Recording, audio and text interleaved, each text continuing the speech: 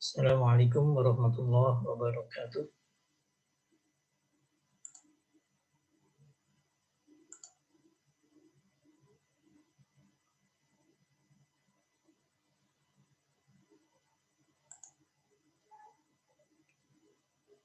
Bismillah, alhamdulillah, wassalatu wassalamu ala rasulillah wa ala alihi wa sahbihi wa man wala ba'du. Pada kali ini saya akan mempresentasikan artikel saya, yaitu tentang manfaat analisis linguistik kontrastif dalam pembelajaran bahasa Arab. Saya berdua dengan Ibu Lala Alawiyah. Dalam pengajaran bahasa kedua ataupun bahasa asing, ada permasalahan pembelajaran yang harus dicarikan jalan keluarnya. Permasalahan tersebut antara lain bagaimana cara memperbaiki pengajaran dihubungkan dengan masalah yang dihadapi oleh siswa dalam belajar bahasa. Yang pertama, kesulitan mempelajari bahasa kedua atau bahasa asing. Yang kedua, kesalahan yang sering terjadi dalam berbahasa. Analisis kontrastif dapat digunakan sebagai salah satu solusi alternatif untuk mengatasi masalah pengajaran bahasa kedua atau bahasa asing, yaitu pengajaran yang bertolak dari pandangan behavioris.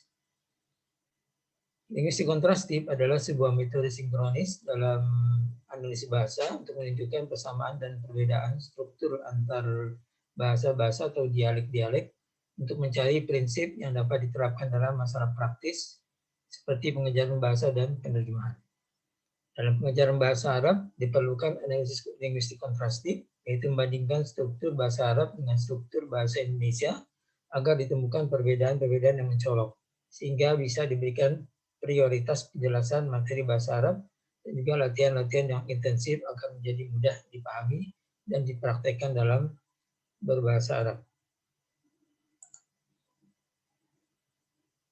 Problem linguistik dalam pembelajaran bahasa asing yang timbul karena perbedaan antara kebiasaan bahasa peserta didik dengan bahasa sasaran juga terjadi dalam proses pembelajaran bahasa Arab.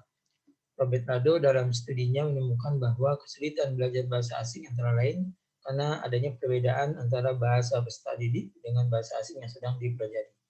Lado juga menyimpulkan bahwa elemen-elemen bahasa asing yang sama dengan bahasanya sendiri akan mudah dipelajari, sedangkan elemen-elemen bahasa yang berbeda akan sukar.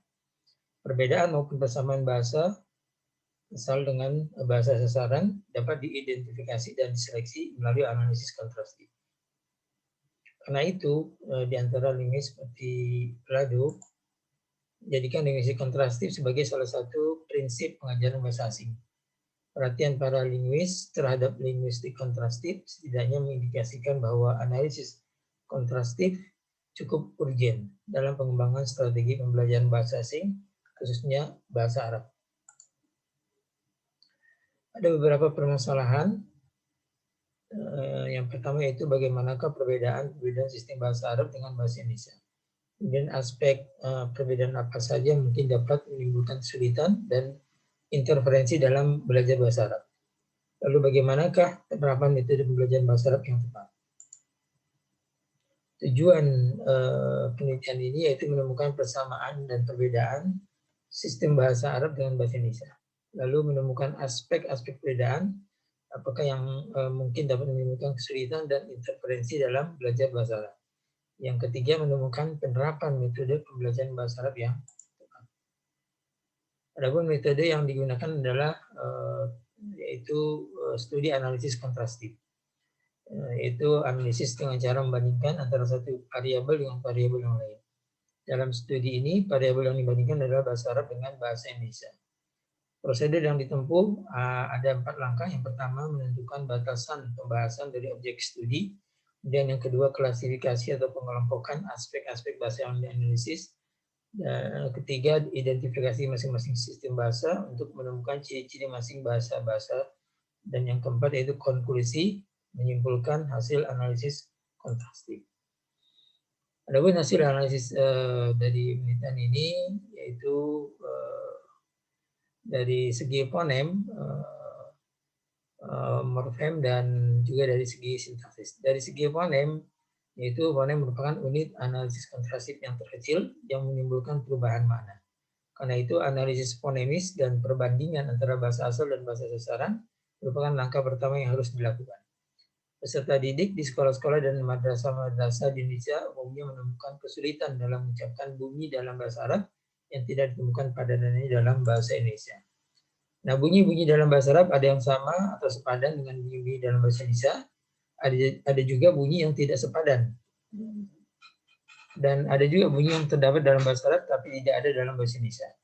Untuk bunyi-bunyi yang sama bagi pembelajar bahasa Arab tidak akan mengalami kesulitan dalam mengucapkannya.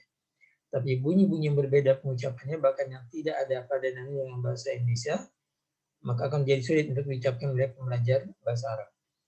Karena itu guru perlu melatih siswa seintensif mungkin dalam pengucapan bunyi-bunyi bahasa Arab yang tidak sepadan dengan bunyi bahasa Indonesia. Kemudian dalam aspek morfem, yaitu analisis morfemis terhadap beberapa kata, misalnya qura'a dalam bahasa Arab, yaitu terdiri dari kata dasar qura'a yang dinamakan morfem hur atau morfem bebas, dan hanya sebagai morfem terikat yang lazim disebut dengan itu lahiqah, yang tidak terdapat tasrif lahiqah. Gejala lain yang ditemukan dalam bahasa Arab ialah adanya konjugasi. Yaqra'u untuk fi'il mudhari', ya. Kemudian dan iqra' ya, untuk fi'il amar. Dan qara'a yaitu fi'il madhi dan seterusnya. Ini juga akan menjadi kesulitan bagi pembelajar bahasa Arab. Kemudian aspek yang ketiga adalah sintaksis, yaitu dalam sistematisasi ilmu bahasa Arab versi Ali Abdul Wahid Wafi masuk dalam kelompok ilmu nahwu dan sorof, memuat banyak ragam gejala bahasa Arab yang tidak terdapat padanannya pada sistem sintaksis bahasa Indonesia.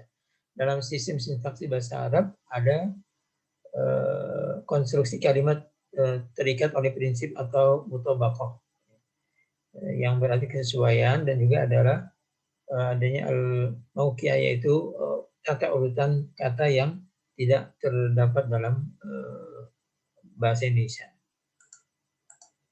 Nah, kemudian untuk kesimpulan, yaitu dari pembahasan dan analisis tersebut, maka dapat disimpulkan pertama, perbedaan-perbedaan antara bahasa Arab dengan bahasa Indonesia dalam bidang linguistik terdapat dalam aspek fonem, morfem, maupun sintaksis.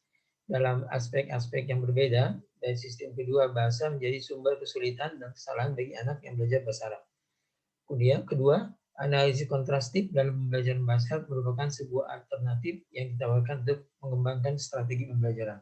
Karena itu analisis kontrastif bukan satu-satunya pilihan yang harus diterima.